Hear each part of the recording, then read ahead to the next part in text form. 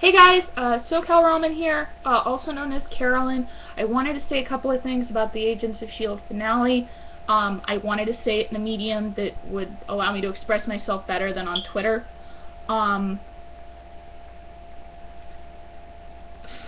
What a ride. I mean, really, what a ride. Next season's going to be super interesting. You guys are going to get together, start to hash out ideas for that. Sounds good. Very excited. Took some twists, took some turns, did some different things, created some different characters. Very excited. I need to talk about the fandom elephant in the room for a minute, and I want to address my fellow Ward fans. Because I can't think that we're actually standing with this character at this point, or even really standing with what the actor and what the actor does. Because I mean, come on, guys.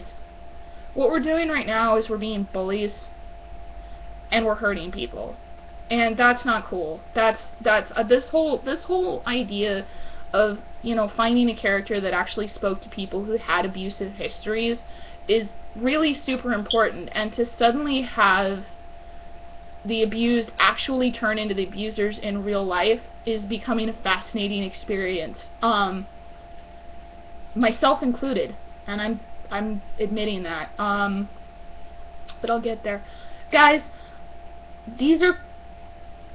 somebody said something very important to me that I think we all need to take to heart here last night. She said she was really angry about the fact that 3 women of color died and nobody batted an eyelash, okay? And I can't speak to that issue, obviously, but she said that she got through it by dealing with something called the real world, where things are gray and there's lots of different shades and lots of different considerations, and the writer's world, where things are black and white and it's meant to be an escape. Now, when you mesh the two of these together, you get great characters, okay? You get Saul Goodman, you get Walter White, you get Jesse Pinkman, you get Sansa Stark, you get Maleficent in the new Maleficent movie, you get, Bucky Barnes, you get all these other different things, and it makes you really connect with those characters, and that's cool. That's fandom. That's great. That's human nature. But sometimes the writing world, I say this hand's the writing hand, right? This hand. The writing world wins out over the morally gray one. Okay? And we have no right to bully these people. They're giving us thousands of hours of entertainment completely for free. To sit there on the internet and be like, rest assured I was on the internet within minutes, registering my disgust throughout the world, is disrespectful, because you don't know what they're going to do. Writers, and I keep saying this, are like cats. You put a cat in a box, what's the cat going to do? A dog is going to look for your master, okay? Not a writer. There's many writers that own dogs, I'm sorry, but writers are cats. They're going to sit there, they're going to find a way out, they're going to chew on the cat box. Maybe they'll do their business, I don't know, but cats are cats. You prod them in one direction enough, they're not going to want to go in that direction. They're going to want to just sit there. Okay? So leave them alone. Leave them alone. Leave everybody alone. Just, now's the time to really come together as a group, and maybe not to come together in this twisted, let's strike back weird movement thing that seems to be going on Twitter and Tumblr and all that, from a very small group of people. Most people really liked it, and even if the ratings didn't go through it, obviously there are people who are a lot smarter than the rest of us who are probably working on that right now. But what do I know? I'm biased, and I work for Mickey. Hey Mickey, why don't you come out and say hello to everybody? Hi, Carolyn. Nice to see you. Gosh, did everybody like it? I'm so glad that I had my buddy Bob Iger buy the rights to the IPs for it. Oh, my heart was pounding. It was just palpitating. Oh, hey, Mickey, can you tell us about a time when villains weren't redeemed at all and nobody had any connection to the real world? Oh, well, sure I can. See, in the original Snow White, the evil queen, she was evil, and she died. She wasn't redeemed like on that one TV show that we have. What's it called? Once Upon a Something? That's right. And, well, did that happen with anyone else? Oh, sure, Maleficent and a bunch of other people. And, sometimes they're still not redeemed. And that's okay, because stories are different. And I love it. I mean, look at me. I'm a singing, talking mouse. A bunch of weird people had to come up with me, right? That's right. A bunch of weird people had to come up with them. I think that speaks for itself. You know, I continue to believe in this character. I have a weird, twisted sense, again, knowing that most writers work like cats, that down the line, they're going to sit there and they're going to go, well, why don't we just make Ward into Taskmaster? We'll just erase his memory and then move him on to another TV show. Or, you know, something like that. That'll be cool. I mean, you know, hey, then he has to deal with all the other stuff he did, and then he has to deal with all the stuff he did as Taskmaster. Wouldn't that be neat? Or even, you know, hey, what if we did this and this? What if we did this? What if Season 3 was entirely llamas? I mean, all of these things are possible things that could happen. But again, I'm biased.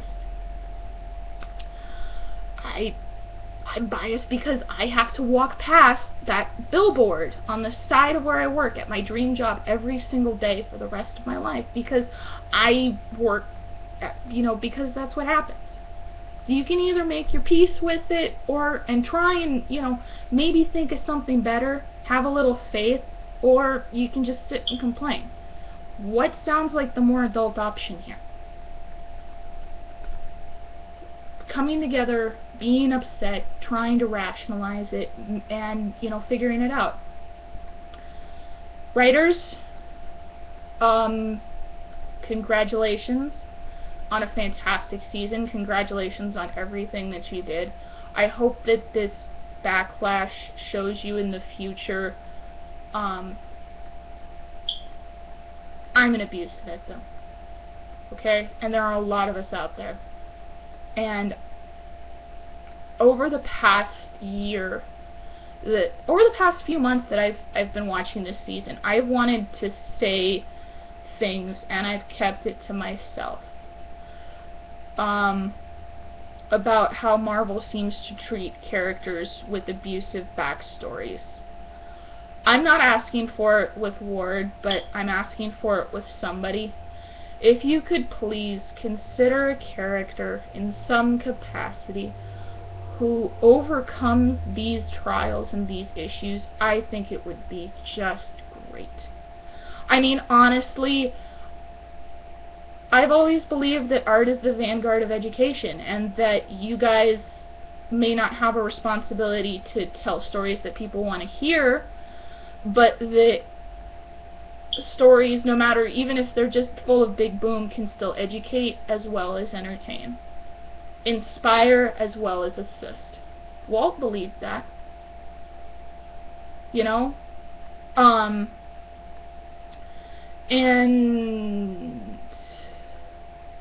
I think having someone cognizant and aware of the things that they did and having them come back from it would be really cool and would go a really long way to mollifying a lot of people. I'm seeing people who want to hurt themselves, okay? And I'm trying to emphasize that by looking you guys in the eye through my webcam by saying there are people who are talking about killing themselves. There are people who are so angry that they need family support. And the attitude of don't like, don't watch, I don't know if that applies.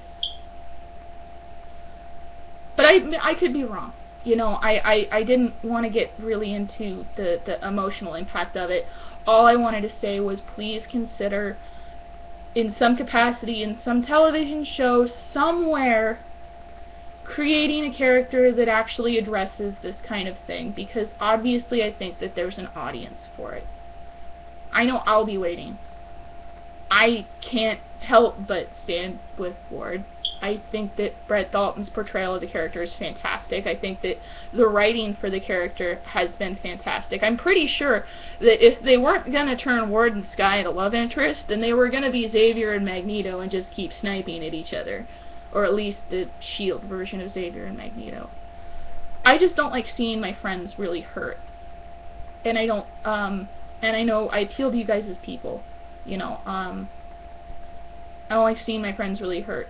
And conversely, I promise to stop being abusive and weird about what you guys do and about your choices. If you don't decide to make any kind of character like that, I respect that wholeheartedly.